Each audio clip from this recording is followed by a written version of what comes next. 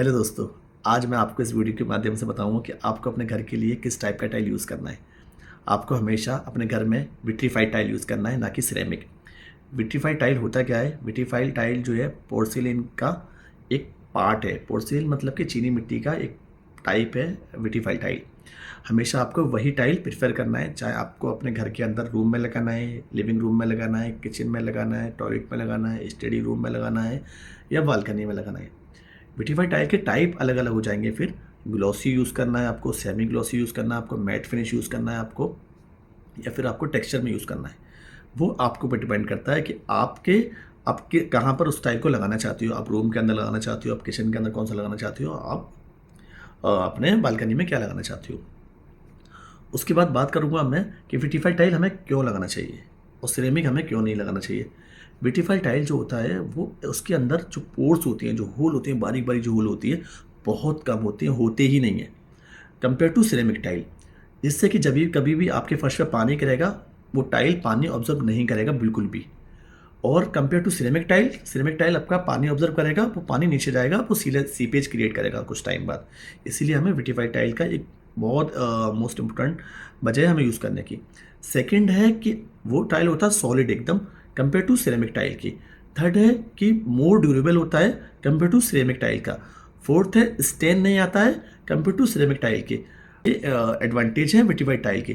थोड़ा सा एक्सपेंसिव होता है मोर टू सिरेमिक टाइल के।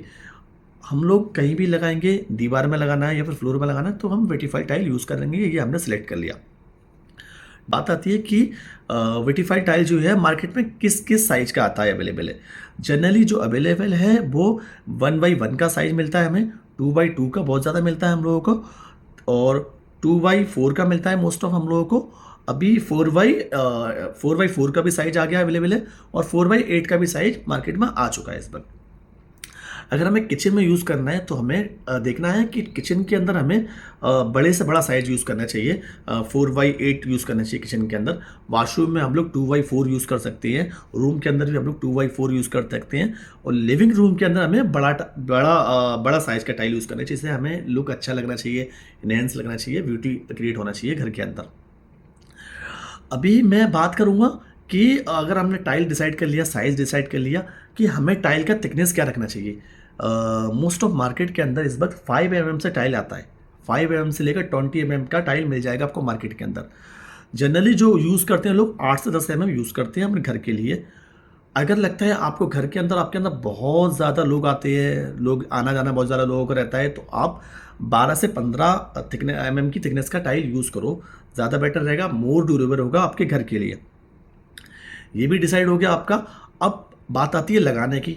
जब हम लगाएंगे उसको, तो मोस्ट ऑफ लोग कंफ्यूज होते हैं कि मेरे को घर के अंदर अभी जब मैं टाइल लगाता हूँ, तो मेरे को टाइल को चिपका के लगाना है या उसके अंदर कुछ गैप रखना है। जब भी हम कभी भी रेलवे स्टेशन पर जाएंगे, कभी भी हम लोग एयरपोर्ट पे जाएंगे, कभी हम कमर्शियल एरिया में जाएंगे, तो हमें दिखाई देगा कि ना वो लोग टाइल को कभी भी लगाते हैं, कभी भी यूज़ करते हैं, तो टाइल में हमेशा एक गैप होता है, बीच में कुछ फिलिंग होता है। जो फिलर होता है उसे हम इपॉक्सी ग्राउट बोलते हैं। इपॉक्सी ग्राउट होता है जो दो टाइल के बीच में भरा जाता है। इपॉक्सी ग्राउट की खासियत क्या है कि वो बिल्कुल भी उसके अंदर मॉइस्चर रेजिस्टेंट नहीं होता है कंपेयर टू सीमेंट के।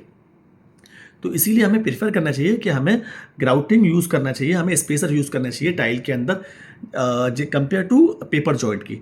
घर के अंदर हम लोग मोस्ट ऑफ पेपर जॉइंट देती हैं।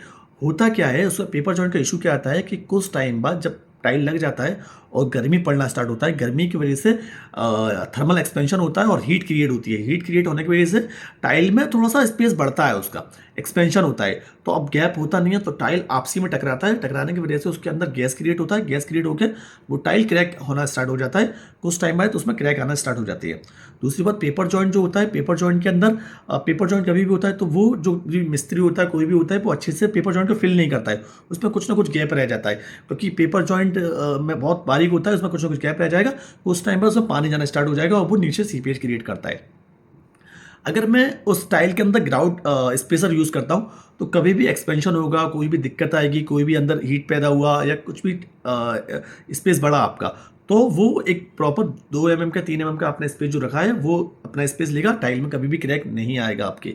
दूसरी बात, कभी भी जब बड़ा आप गैप देते हो उसके अंदर, आप प्रॉपर ग्राउटिंग करते हो, उसके अंदर ग्राउटिंग करोगे तो प्रॉपर ग्राउट होगा, उसमें कभी भी पानी नहीं जाएगा। ग्राउट का एक अच्छा बेनिफिट है कि वो कभी भी पानी को ऑब्जर्व नहीं करता है, तो उसमें कभी भी आपको कभी भी कोई प्रॉब्लम फेस नहीं करना पड़ेगा। दूसरी बात है कि लोग मोस्ट ऑफ घर के अंदर क्या करते हैं पैसे बचाने के लिए, कि सीमेंट यूज़ करते हैं, वाइट वाला टाइल के अंदर सीमेंट से ग्राउटिंग करेंगे, काले ब्लैक वाले सीमेंट से ग्राउटिंग करेंगे, पर आपको ऐसा नहीं करना है। ये cement, white cement, black cement कुछ टाइम बाद, 1 साल के अंदर, 2 साल के अंदर आपकी टाइल में से निकलने लगेगा। चींटियाँ जो होती हैं ना, चींटियाँ वो ही निकाल देती हैं, या टर्माइट निकालता है उस सीमेंट को बाहर निकाल देता है। इसके कंपेयर में आपको हमेशा इपॉक्सी ग्राउट यूज़ करना है। लेटीग्रेट का ग्राउट सबसे अच्छा रहता है एम्बाइके का। आपको इपॉक्सी ग्राउट यूज़ करना है, उसके अंदर हार्डनेस होती है, हार्डनर होता है, हार्डनर से मिलकर बनता है वो, और आप उसको फिलिंग करोगे। पर आपको जब फिल करोगे उसको आप, तो आपको दोनों साइड में टाइल के मास्किंग टेप लगाना प्रॉपर, उसको फिल करना, उसको क्लीन करके मास्किंग टेप को हटा देना है। फिर 2-3 घंटे के अंदर वो ड्राई हो जाता है और फिर एकदम यूजेबल हो जाता है। आपका टाइल बहुत अच्छा दिखाई देगा, आपका लुक बहुत अच्छा दिखाई देगा। आप ग्राउटिंग यूज़ करो टाइल के अंदर मोस्ट ऑफ, अगर आपको लगता है ग्राउटिंग यूज़ कर सकते हो तो। आप सीमेंट और वाइट सीमेंट कभी भी यूज़ नहीं करना है आपको ग्राउटिंग के टाइम पे। आपका ये डिसाइड हो गया। अब आपका बजट पे डिपेंड कर बात करता हूँ मैं। आपका बजट है, वर्टिफाइड टाइल जो है वो 35 रुपये से आपको 35 रुपये, 40 रुपये, 50 रुपये, 60 रुपये, 80 रुपये, 120 रुपये या 300 रुपये, साइज के ऊपर उसका प्राइस डिपेंड करता है, उसकी थिकनेस पे उसका प्राइस डिपेंड करता है, उसकी क्वालिटी पे उसका प्राइस डिपेंड करता है, डिज़ाइन पे प्राइस डिपेंड करता है। वो आपको, आप जो भी मार्केट, आप जो भी इस टाइप का आप टाइल खरीदना चाहते हो, जिस डिज़ाइन का टाइल आप खरीदना चाहते हो, वो डिपेंड करता है उसके रेट पर।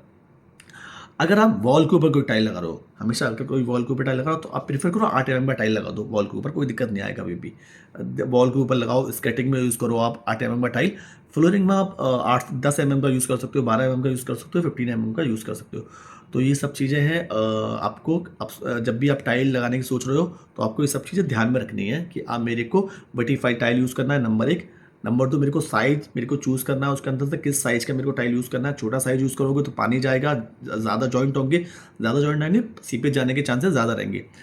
सेकंड हो गया। थर्ड, आपको देखना है कि आपको फिनिश कौन सा लेना है, मैट फिनिश लेना है, ग्लोसी लेना है, सेमी ग्लोसी लेना है, या आपको एंटी स्केट लेना है। वो हो गया, थर्ड हो गया। फोर्थ आपका है कि आपको कहाँ के लिए टाइल यूज़ करना है, रूम के लिए यूज़ करना है, कहीं के लिए भी यूज़ करना है, वो आपको डिसाइड करना है। प्राइस आपको डिसाइड करनी है। ये सब डिसाइड करने के बाद आप एक अच्छा टाइल खरीदो और अपने घर के अंदर लगाओ और बेहतरीन लुक आपको उसका एक्सपीरियंस लो। मेरी वीडियो आपको कैसी लगी प्लीज़ कमेंट में बताओ। आपको किस टॉपिक के ऊपर वीडियो चाहिए मेरे को बताओ, मैं उस टॉपिक पे वीडियो बनाने की कोशिश करूँगा।